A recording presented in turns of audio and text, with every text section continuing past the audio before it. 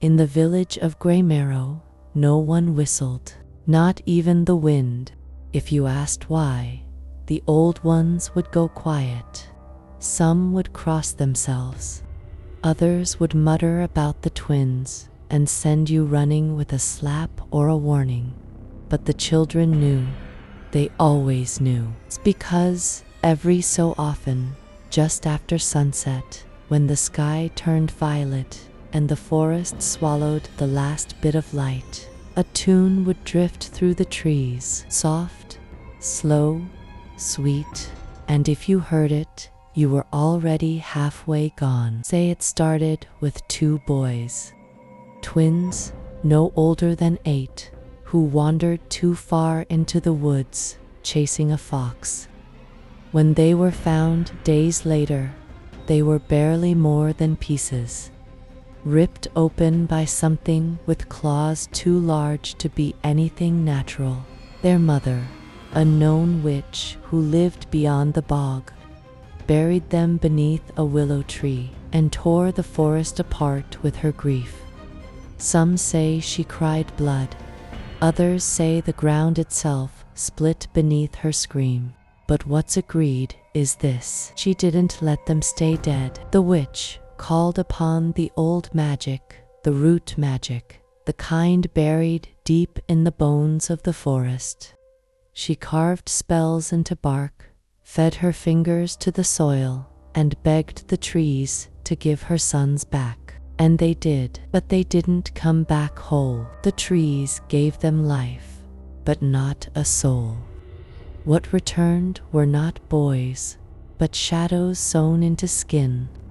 They had hollow eyes, too black to reflect light, and their laughter sounded like something breaking. She named them her children, and the forest grew darker. Now they wander the woods.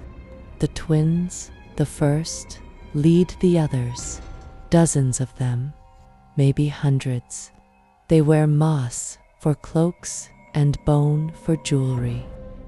Their skin is ashen gray, barked thick in places, cracked in others.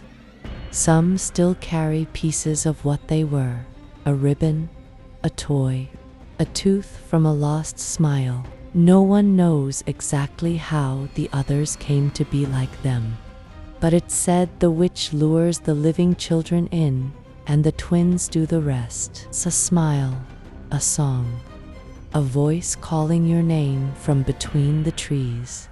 Once they step past the tree line, it's done. The forest takes their warmth, the witch takes their name, and the trees take their soul. What's left is one of them, a child of the woods. A woodsman named Elias tried to fight it. His daughter Marin went missing one autumn night. The village told him she was gone like the others, but Elias didn't listen. He followed the footprints. He followed the whistling. He found her hair first, braided, nailed to a tree with splinters. Then her voice, echoing behind him even though she wasn't there. Then her body, standing among the others, her mouth torn into a permanent smile, her eyes missing, her hands filled with earthworms. The children watched him. They smiled with mouths too wide. One offered him a doll made of human skin and hair. Another held up a squirrel's head like a puppet and made it sing. When Elias tried to run, the roots pulled him under. His body was returned weeks later, hanging from a pine, skinned to the bone, carved with runes no one could read. And still, the whistling comes. No wall or sound keeps it out. It slips through the cracks in your windows. It curls under doors. It waits by bedside cribs and hums beneath lullabies. Some say the witch is still alive, older than rot, deeper than time, that she watches from a throne made of tangled limbs and speaks to the trees in a language that hurts to hear. every child taken is remade in her image. She feeds them lies. She stitches their names into roots, and she sends them out with songs. They are her children now, and they will never stop growing, never stop whispering, never stop calling, because every forest needs a little more silence. Every soul is a seed, and yours, maybe, just hasn't been planted yet.